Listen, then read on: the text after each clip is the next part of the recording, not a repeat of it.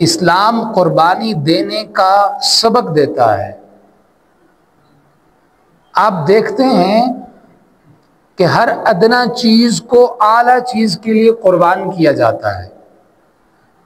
ادنا چیز اعلیٰ چیز کے لیے قربانی دیتی ہے۔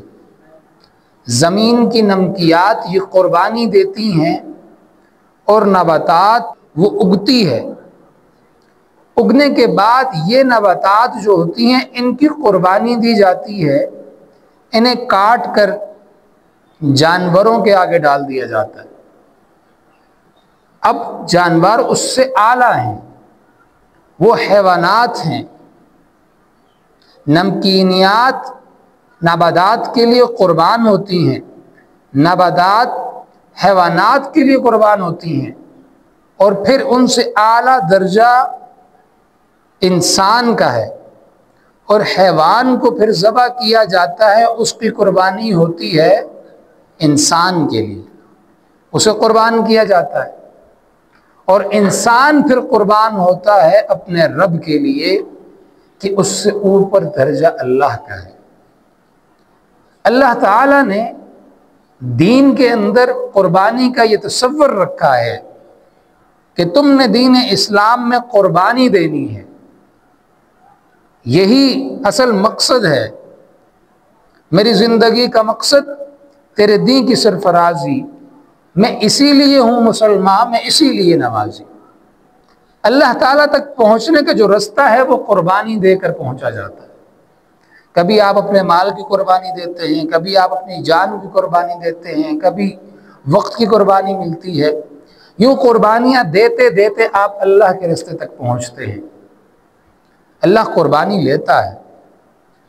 حضرت امام حسین رضی اللہ تعالیٰ عنہ نے بھی اس برکت مہینے میں قربانی دی، لیکن مسئلہ یہ ہے کہ یہ مہینہ آتے ہی بجائے اس کے کہ ہم حضرت امام حسین کی سیرت کو بیان کریں، ان کے کارناموں کو بیان کریں، ہم اس چکر میں لگ جاتے ہیں کہ انہیں کس نے شہید کیا تھا، کیوں شہید کیا تھا۔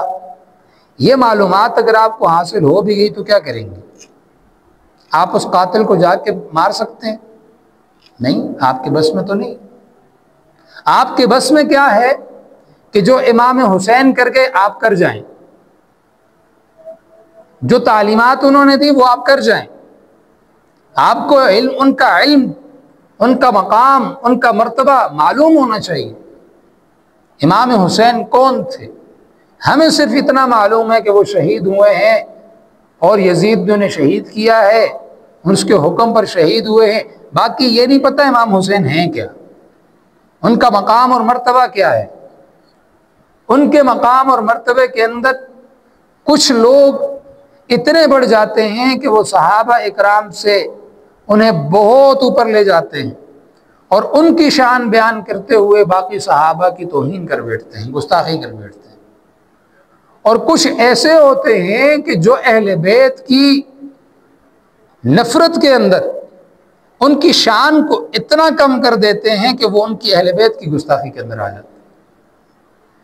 اللہ تعالیٰ نے دونوں کا مقام اور مرتبہ رکھا ہے۔ چنانچہ میرے پیارے محبوب آپ علیہ الصلاۃ والسلام نے ارشاد فرمایا کہ اللہ تعالیٰ انسان سے محبت کرتا ہے۔ انسان کے اوپر اللہ تعالیٰ نے بہت ساری نعمتیں کر رکھی ہیں، اس لیے انسان کو چاہیے کہ وہ اللہ سے محبت کرے، اور اللہ سے محبت کرنے کا طریقہ یہ ہے کہ وہ مجھ سے محبت کرے، اور مجھ سے محبت کرنے کا طریقہ یہ ہے کہ میرے اہل بیت سے محبت ہو۔ آپ علیہ الصلوۃ والسلام کے اہل بیت کون ہیں؟ یہی تو وہ گھرانہ ہے جو آپ علیہ الصلوۃ والسلام کے اہل بیت میں ہے۔ یہاں پر بھی ہمیں کم بتایا جاتا ہے۔ آپ علیہ الصلوۃ والسلام کی ازواج مطہرات کو اہل بیت میں شامل نہیں کیا جاتا۔ آپ علیہ الصلوۃ والسلام کی ایک بیٹی حضرت فاطمہ کا چرچا خوب کیا جاتا ہے، کیونکہ وہ حضرت علی کی بیوی ہیں، لیکن باقی بیٹیوں کا تذکرہ نہیں ہوتا۔ حضرت رقیہ کا تذکرہ نہیں ہوتا، حضرت کلثوم کا تذکرہ نہیں ہوتا، طیب کا تذکرہ نہیں ہوتا، قاسم کا تذکرہ نہیں ہوتا؟ کیوں نہیں ہوتا؟ ہم نے اہل بیت کا جو کرائٹیریا ہے وہ بڑا تنگ کر دیا۔ ہم کہتے ہیں اہل بیت کون ہے؟ حضرت علی اہل بیت ہیں، حضرت فاطمہ اہل بیت ہیں، بس یہ اہل بیت ہیں۔ حضرت حسن اہل بیت ہیں، حضرت حسین اہل بیت ہیں، حضرت عباس اہل بیت ہیں، یہ اہل بیت۔ کیا صرف ایک بیٹی اہل بیت میں داخل ہو گئی، دوسری بیٹیاں اہل بیت میں نہیں داخل ہو سکتی؟ حضرت زینب کہاں جائیں گی؟ حضرت کلثوم کہاں جائیں گی؟ حضرت رقیہ کہاں جائیں گی؟ آپ علیہ الصلوۃ والسلام کے ازواج مطہرات کہاں جائیں گی؟ ان کی شان کون بیان کرے؟ حضرت امام حسین رضی اللہ تعالیٰ عنہ، لوگ یہاں پر یہ دونوں کے درمیان میں فرق کرتے ہیں اور کہتے ہیں ایک در والے ہیں ایک گھر والے ہیں۔ آپ در والوں کو گھر والوں سے بڑا نہ بنائیں۔ میرے بھائیوں، یہی کانسیپٹ، یہی نظریات، یہی سوچ ختم کرنے کے لیے میرے نبی آئے تھے۔ میرے نبی کے در والے اور گھر والے الگ نہیں تھے، میرے نبی کے گھر والے اور در والے دونوں برابر تھے۔ در والوں کا ہونے کا مطلب یہ ہے کہ وہ نوکر تھے۔ کیا آپ نے کوئی ایسا نوکر دیکھا ہے جو اپنا مال اپنے مالک کے اوپر لوٹاتا ہو؟ کیا آپ نے کوئی ایسا مالک دیکھا ہے جو اپنے گھر کی عزت اپنی بیٹیاں اپنے نوکروں کو دیتا ہو؟ ایسا نہیں ہوتا۔ میرے پیارے نبی صلی اللہ علیہ وسلم نے، آپ علیہ الصلوۃ والسلام کے جو در والے تھے، جو آپ کی مجلس میں بیٹھنے والے تھے، آپ نے اپنی بیٹیاں انہیں دے کر اپنا رشتہ دار بنا لیا، اپنے گھر والے بنا لیا، تاکہ کل کو کوئی اٹھ کر میرے اصحاب کے اوپر بھونکے نہیں۔ وہ اصحاب جو آپ علیہ الصلوۃ والسلام کے اہل بیت کی انتہا درجے تک ان کی ہر چیز کا خیال رکھنے والے تھے، ان کے مقام اور مرتبے کا خیال رکھنے والے تھے۔ ایک مرتبہ حضرت عمر رضی اللہ تعالیٰ عنہ کا دور ہے، اندر میٹنگ چل رہی ہے، حضرت عمر رضی اللہ تعالیٰ عنہ نے کسی کو بھی اندر آنے سے منع کیا۔ حضرت عمر کے بیٹے آتے ہیں، دروازے پر دستک ہوتی ہے، کون ہے؟ عمر کا بیٹا ہے، باہر کھڑا کر دو، اندر میٹنگ ہے، اندر آنے کی اجازت نہیں ہے۔ اتنے میں حضرت حسین آتے ہیں، پوچھتے ہیں حضرت عمر کے بیٹے سے، کیوں کھڑے ہو؟ وہ کہتے ہیں بابا اندر موجود ہیں، اندر حکومتی فیصلے ہو رہے ہیں، میٹنگ چل رہی ہے، مجھے اندر جانے کی اجازت نہیں۔ آپ حضرت حسین کہتے ہیں جب تمہیں اجازت نہیں، مجھے کہاں اجازت ہوگی، میں بھی رک جاتا ہوں۔ کھڑے ہو گئے۔ جب میٹنگ ختم ہوئی، حضرت عمر باہر تشریف لے گئے، دیکھا حضرت حسین بھی کھڑے ہیں، بیٹا بھی کھڑا ہے۔ حضرت حسین سے پوچھا آپ یہاں کیوں کھڑے ہیں؟ انہوں نے فرمایا آپ نے اندر آنے سے منع جو کیا تھا۔ حضرت عمر رضی اللہ تعالیٰ عنہ نے فرمایا یہ حکم میرا باقی سب کے لیے ہے، حسین تیرے لیے نہیں ہے، تیرے لیے یہ حکم نہیں ہے۔ میں جانتا ہوں یہ عمر کیا تھا، یہ عمر وہی بکریاں چروانے والا ایک چرواہا تھا۔ تیرے نانا کے دین نے اسے عزت بخشی ہے، تیرے نانا کی دین کی وجہ سے آج 22 لاکھ مربع کلومیٹر کا حکمران بنا ہوں۔ میں اپنی اصلیت نہیں بھولا، مجھے معلوم ہے تمہارا مقام اور مرتبہ کیا ہے۔ یہ حکم میرے بیٹے کے لیے ہے، تیرے لیے میرے دروازے ہر وقت کھلے ہیں، رات کو آؤ دن کو آؤ، دستک دینے کی اجازت نہیں، کھلا ہے تمہارے لیے دروازہ، جب چاہے میرے دروازے سے داخل ہو جائے۔ حضرت ابوبکر صدیق رضی اللہ تعالی عنہ حضرت امام حسین رضی اللہ تعالی عنہ کو، حضرت حسن رضی اللہ تعالی عنہ کو یوں اٹھاتے ہیں، لا کر ممبر پر بٹھا کے یوں ساتھ کھڑے ہو کے خطبہ دیتے ہیں، کہتے ہیں ممبر تمہارا ہے، ممبر پر بیٹھنے کا حق تمہارا ہے، تم اس لائق ہو، تم اس نانا کی اولاد ہو کہ جو اس ممبر پر بیٹھا کرتا تھا۔ آج لوگ یہ کہتے ہیں کہ نعوذ باللہ حضرت عمر نے ان کا حق مار لیا، حضرت ابوبکر صدیق نے ان کا حق مار لیا، یہ ہو گیا وہ ہو گیا۔ تمہیں آج 1400 سال بعد ان کا حق یاد آیا ہے، آج 1400 سال بعد ان کا حق یاد آیا ہے۔ کیا ان کو اس وقت وہ حق یاد نہیں تھا؟ اور کسی کو نہیں یاد تھا؟ کیا حضرت علی اتنے کمزور پڑ گئے تھے کہ ان کے سامنے ان کی گھر والی کا حق مارا جائے وہ خاموش ہو جائیں؟ کیا وہ اتنے کمزور پڑ گئے تھے؟ کیا انہیں شیر خدا اسی لیے کہا گیا تھا کہ ان کی اولاد کا حق کوئی مار لے اور وہ خاموش بیٹھیں؟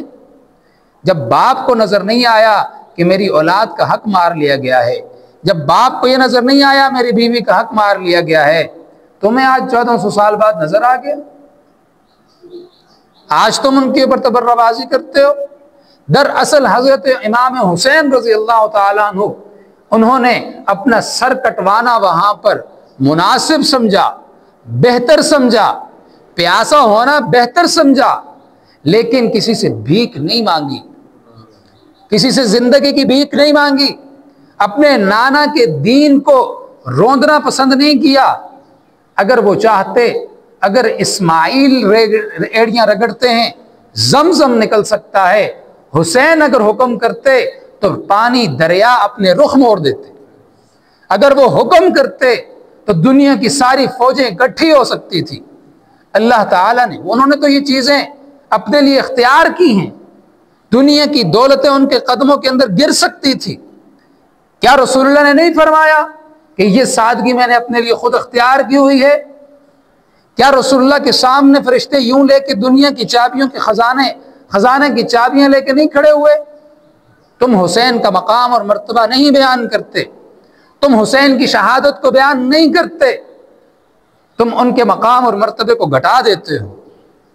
میرا اللہ کہتا ہے کہ شہید مجھے اتنا محبوب ہے کہ اس کا خون کا قطرہ ابھی زمین کو نہیں چھوتا، میں اس کے سارے گناہ معاف کر دیتا ہوں۔ وہ شہید کہ جس کے لیے جتنا بڑا کوئی ولی ہو، قطب ہو، ابدال ہو، محدث ہو، مفسر ہو، جب اس کا آخری وقت آتا ہے تو اس کی روح قبض کرنے کے لیے ملک الموت آتا ہے، لیکن جب شہید کی روح قبض کرنے کی باری آتی ہے، شہید کی روح قبض کرنے کی باری آتی ہے، اللہ فرماتے ہیں ملک الموت تو پیچھے ہٹ جا، اس نے یہ جان، اس کے پاس ایک جان ہی تھی، اس نے یہ جان میرے رستے میں قربان کی ہے، اس کی روح قبض کرنے کے لیے میں خود جاؤں گا۔ اللہ خود شہید کی روح کو قبض کرتے ہیں۔ جتنا مرضی کوئی اللہ والا ہو، جس نے اپنے شب روز ایک پلک جھپکنے کے برابر بھی اس نے اللہ کی نافرمانی نہ کی ہو، اس کے جسم کو بھی نہلایا جاتا ہے، کفن دیا جاتا ہے، کہا جاتا ہے اس نے اپنے مالک کے حضور پیش ہونا ہے، اس کی جسم کو صاف کرو، اس کو یونیفارم پہناؤ، اسے کفن پہناؤ۔ لیکن اللہ تعالیٰ نے شہید کے بارے میں آ کے ضابطہ بدل دیا۔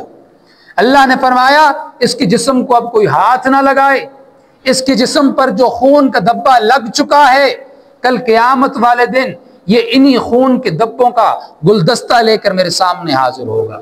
جب میں پوچھوں گا تیرے کپڑوں کے اوپر یہ خون کیوں ہے، تیرے جسم پر یہ خون کیوں ہے، تیرے جسم میں یہ زخم سے بہتا ہوا خون کیوں نکل رہا ہے، تاکہ یہ کہہ سکے یا اللہ میرے پاس یہ ایک جان تھی، تیرے نبی کے لیے، تیرے دین کے لیے یہ جان قربان کر کے آیا ہوں۔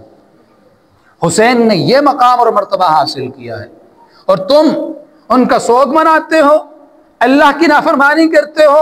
حسین نے جس اللہ کا دین زندہ کرنے کے لیے اپنی قربانی دے دی، تم انہیں مردہ کہتے ہو۔